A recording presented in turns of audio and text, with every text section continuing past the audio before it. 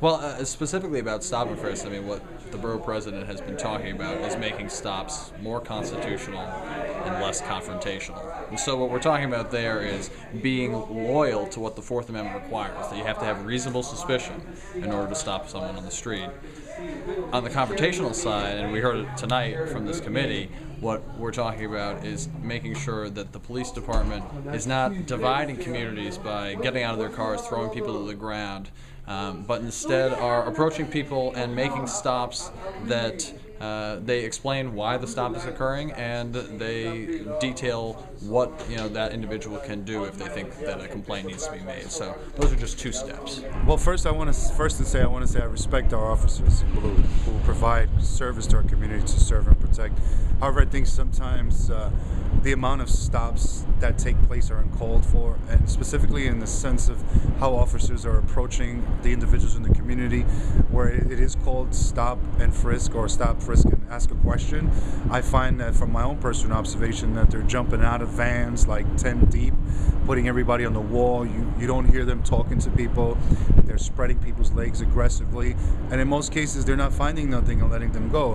And I think while people appreciate that the police department is policing, or not, I don't want to say policing the community, but protecting the community, it's in the sense of how they're interacting with the residents in the community that creates that anger of how I'm being treated when I'm stopped. And I think that if they're going to stop someone, that they should pat them in a respectable manner and not so aggressively. And it appears to me that they're just targeting all of our young adults, and most of the time is uncalled for.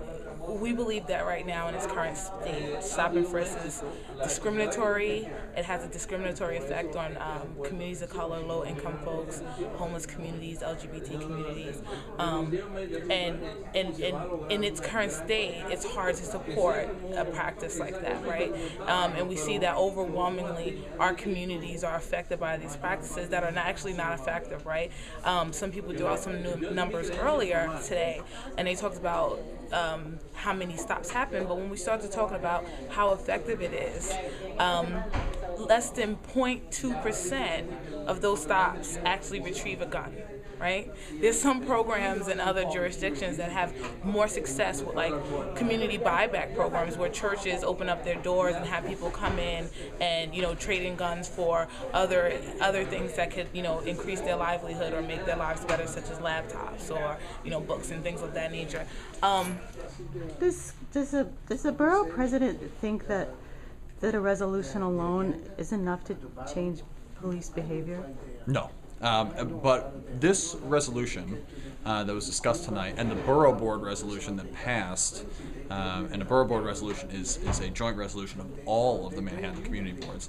We think that what we're doing here is building a movement. We're building voices. And when we get all of Manhattan, all the community boards, east side, west side, uptown, downtown, black, white, Hispanic, Asian American, when everybody is speaking with the same voice about this and standing up and saying this must be reformed, it must happen now, we're building that movement.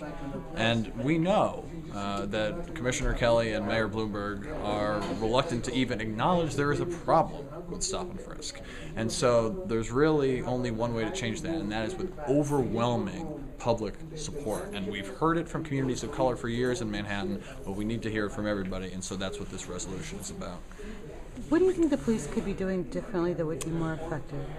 So, that's one of the things that is hard about this, is because we talk about the criticisms of stop and frisk, and not too many people have been able to talk about what is effective policing, right? What they should be doing. But I think that for starters, they can go by their tagline, right? Courtesy, professionalism, and respect, and start by treating all people with respect and dignity in their communities. And then the more likely you are to feel respected and have a good relationship with police, the more likely you are to participate in police investigations. Who knows better what's happening in communities than the community members themselves? But right now in this current state, community folks are not willing to speak with police about issues that are going on, and it actually decreases public safety.